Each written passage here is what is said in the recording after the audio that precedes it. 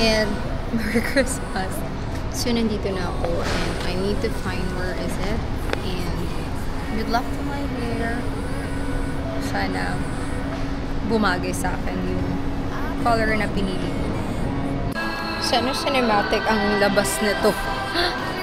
Actually, hindi ko sure yung nilagay kong settings dito. Hindi ko alam yung kulay. So, good luck sa akin pag pangit ang kinalabasan ng kulay na to. But before that, kain muna ako ng konti kasi sobrang gutom ako. Kain muna ako ng konti kasi matagal yung procedure for sure. Para damang tiyan. Chicken dumpling. Gusto ko sana steam kasi matagal. 10 minutes daw. Eh, appointment ko 2 p.m. Anong oras?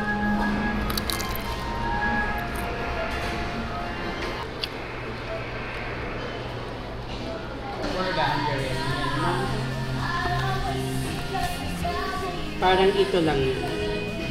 Tingnan niyo po. Tama? Tama po. Kasi natatamaan siya ng ilaw. Nagre-reddish na Pero visible naman to kahit kahit visible naman siya kahit walang ilaw. Yes po. Okay. Talagang kita naman po talaga. Ano to? Mas lighter ba to? Yes po. Mas lighter yan. Ayun kasi mas darker. Kita niyo po. Diba? Pero pag kasi yan, may shadow. Thank you.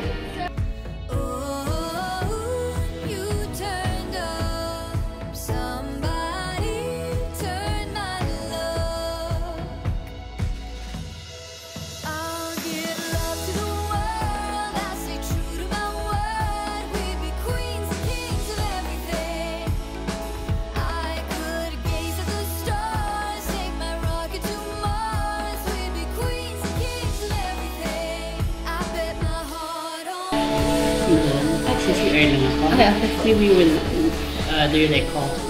Meron pa kami ginger tea. Ginger tea. They have free ginger tea. Bye blonde.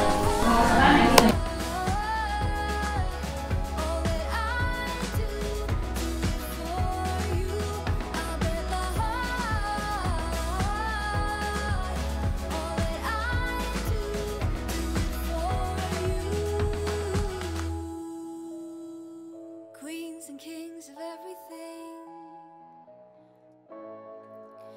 I'll give love to the world. I'll stay true to my word. We'd be queens and kings of everything. I could gaze at the stars, take my rocket to Mars. We'd be queens and kings of everything. Okay lang po. Okay lang po.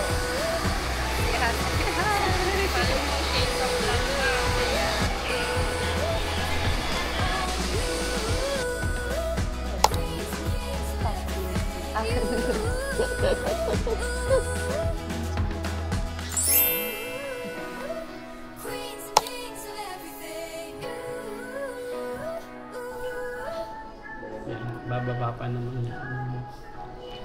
Barbie. Thank you so much, ma. Thank you po.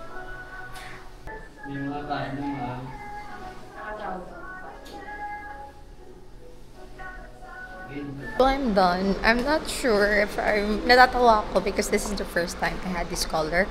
So I'm not sure if I'm really happy. No, I think feeling ko yung hindi maganda is the curl. Right? It looks so nice pero mukha akong cosplayer. I look like a cosplayer. Pero maganda. Iniwan ko pa naman yung hair iron ko sa office. So, yeah. Let me know your thoughts about my hair. I think it's nice. Maganda siya. Maganda siya pag hindi ganitong kulot. So, I go sa Watson's. Bibili ako ng hair treatment. Yeah! Hindi naman ako na bad mood. So, that means happy ako. Right? Feeling ko maganda to pag hindi ganitong curl. Kasi para akong Disney princess.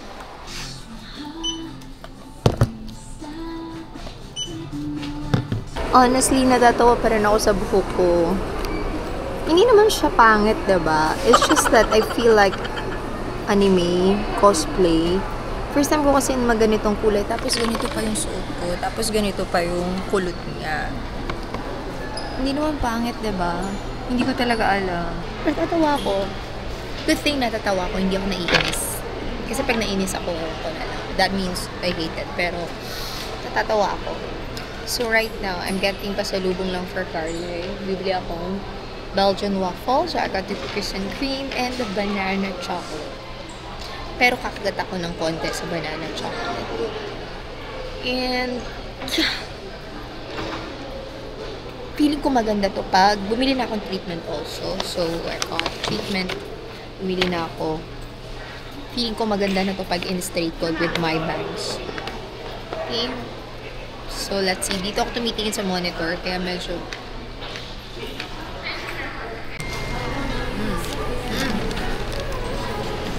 It's so good.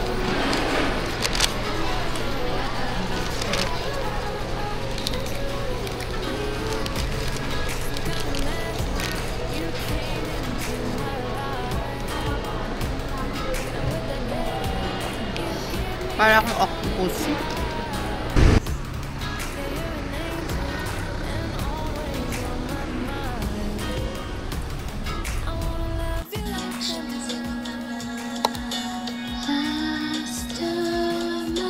Gusto ko to.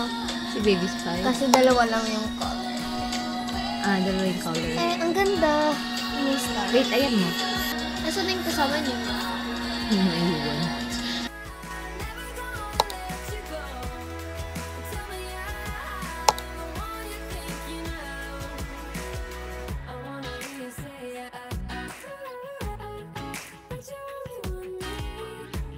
Hi! Ayan, so if we've reached this part of the video, thank you so much kasi natapos mo yung pagkulay ng buhok ko. But I just want you to know na this video is not just about pagkulay ng buhok ko.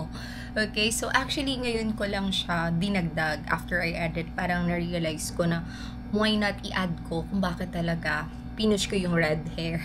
Okay, so I've been wanting to color my hair red for the longest time na talaga. Like, gusto ko siyang i-try.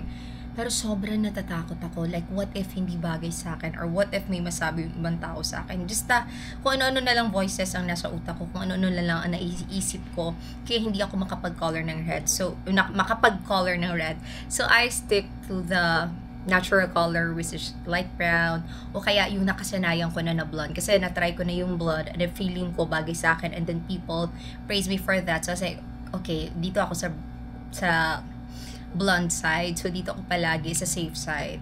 So, hindi ko pa na-try talaga yung red hair. So, sobrang ano talaga ako. Anxious talaga ako. As you can see sa video, parang hindi ko sure kung gagawin ko. Natatakot talaga ako. Pero na-realize ko, oh my gosh, kailan ko to gagawin? Diba? Hindi na siya about sa red hair, kundi about sa something na gusto kong gawin, pero hindi ko magawa-gawa dahil takot lang ako.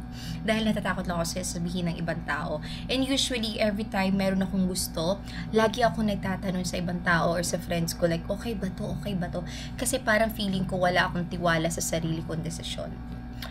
So, ngayon, I decided na whatever it is na gusto ko, as long as I'm not harming anybody, siguro papakinggan ko yung sarili ko. Siguro, di pa rin sure. Hindi, I mean, yeah, papakinggan ko na yung sarili ko and then magde-decide na ako on my own. Kasi lagi akong takot mag-decide para sa sarili ko. Lagi akong nagtatanong sa ibang tao. Lagi akong nang humihingi ng opinion nila. Parang in reality, ang gusto ko lang naman talaga is yung confirmation na okay, mag-yes kayo kasi ito yung gusto ko. Pag nag-yes kayo, then I'll go for it.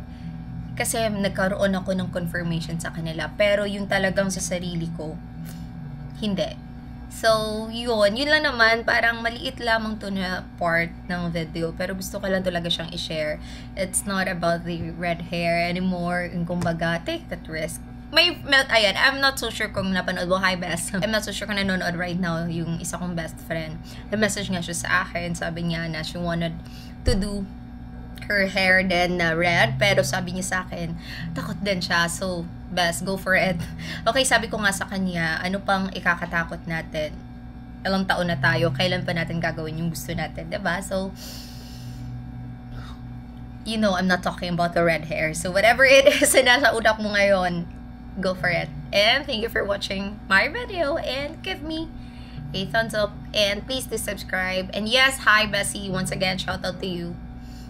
Sana mag-red hair ka na din. Bye!